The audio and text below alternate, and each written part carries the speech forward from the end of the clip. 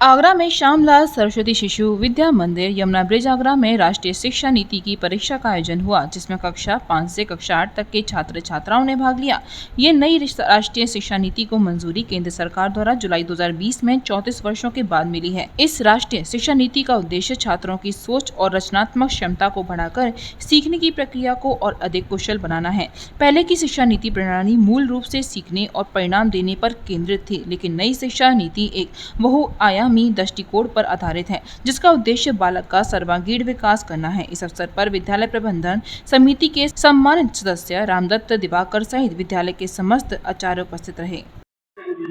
मैं रामदत्त शर्मा और मैं इस विद्यालय शिशु मंदिर यमुना का कार्यकारी सदस्य हूँ और लगभग 10 वर्ष से काम चला रहा हूँ। मुझे यहाँ राष्ट्रीय शिक्षा नीति के ऊपर बुलाया गया है। यहाँ परीक्षा हो रही है।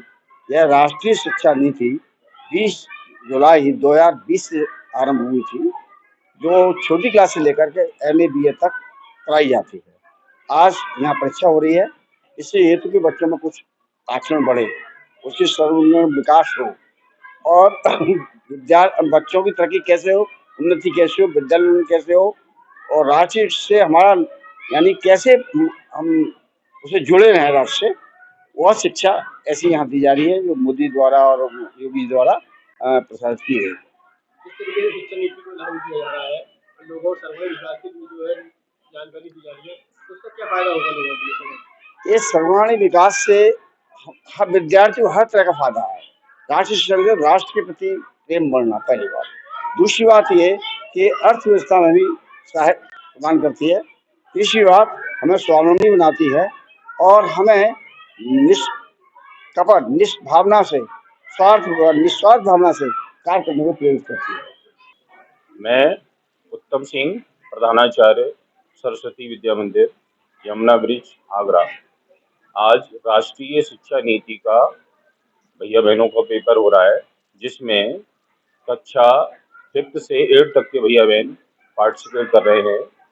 इस शिक्षा का उद्देश्य हमारे जो बच्चे हैं उनमें सर्वांगीण विकास की दृष्टि से ये नई शिक्षा नीति 2020 जुलाई में ये केंद्र सरकार के द्वारा इसको मंजूरी मिली है और इसका पेपर पूरे प्रदेश में और हमारे नगर के जो 15 विद्यालय हैं उसमें भी सभी विद्यालयों में ये पेपर चल रहा है।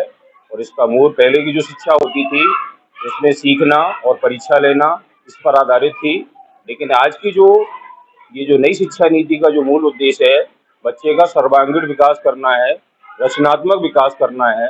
इस दृष्टि से सब बच्चों को जानकारी हो, इस दृष्टि से ये पेपर हो रहा है। बहुत बहुत धन्यवाद।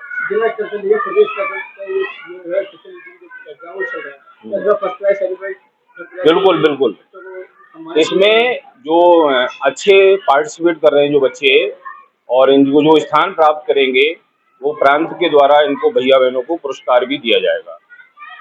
कल्याणम करोति आपकी सेवा में हमेशा तत्पर। यदि आपको है सुनने में तकलीफ, कम अथवा ऊंचा सुनाई देना, टीवी देखते समय वॉल्यूम को ऊंचा करके सुनना, कानों में सीटी बजने सी आवाजें आना, अक्सर एक ही बात को दोहराने का आग्रह करना, ऐसी समस्या है तो आप श्रवण जांच केंद्र पर आएं, जिसमें सभी प्रकार की जांच और परामर्श की सुविधाएं उपलब्ध हैं। आज ही आए कल्याणम करोति सरस्वती कुंड के पास मथुरा।